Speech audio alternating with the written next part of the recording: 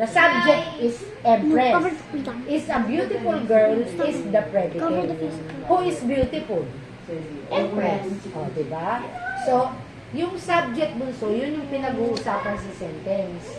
Sino pinag-uusapan? Si Empress. Anong sabi tungkol kay Empress?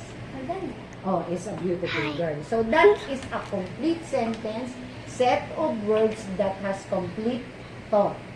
Hindi pwedeng Empress is. Hindi sentence yun. Is a beautiful girl.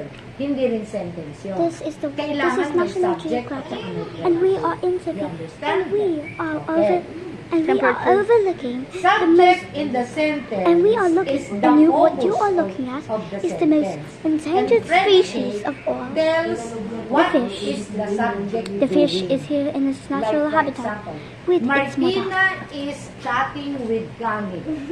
So who is chatting with Kami? Martina. So Martina is the predicate Okay. or subject? Isa. Good, very good, very good. Okay. This is the grandmother in its natural habitat. Example, Teaching the the boy young- is my the young crush.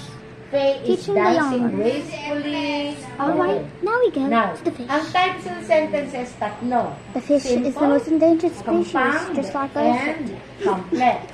Okay? It was born in the Philippines and the hospital. It is half Greek and Roman, It and contains it subject and and it verb. tried to run for secretary It at the has elementary complete school, idea, but failed phrase, to a and fourth clause grader. can be added in various ways. Ang phrase He's in mo fifth to, grade hindi now. kompleto. And Okay? he was Example ng phrase. and was called and was The blue scolded book. at his mom. Walang ibig sabihin. Let's The look blue at the book mother. lang. My mother. This is the mother. In the It's a kitchen. very strict mother The that cat. never allows Those are anything. phrase. He only Pag sinabi she's mo, very sentence, and she said that she's have been, not strict. have both And she gets mad at him subject when he and verb reads. and be able to stand alone. Now, moving on. Pwede lang siya Moving mag-isa. on, we have Empress. The dog The barks. person that doesn't really Yan. study. Ngayon. Independent She doesn't clause really ang know tawag anything. doon. She's the same grade as Kunyari, Nara. the dog barks She is for when fourth someone grader. arrives. Regular. Yun. Yan And yung that is compound. Nona Ikna. Oh wait, I Hindi, don't know simple the sentence pa name lang of that tayo. one. Wala This pa is the tayo point. sa compound. Alright. Okay, And now katulad we dito. have the fourth Simple one. sentence ha? Where? Subject. Fatima cried. Sentence yan. Umiyak si Fatima. Can you check when it's Fatima cried.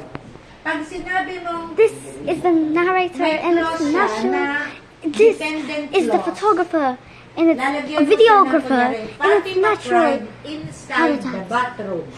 Sentence pa rin siya. Pero yung Fatima Do the Tyler cried, dance. there is Go. and the Dun verb. dun dun. Pag Dun sinabi dun mo dun inside the dun bathroom, dun may dun phrase. dun dun dun dun.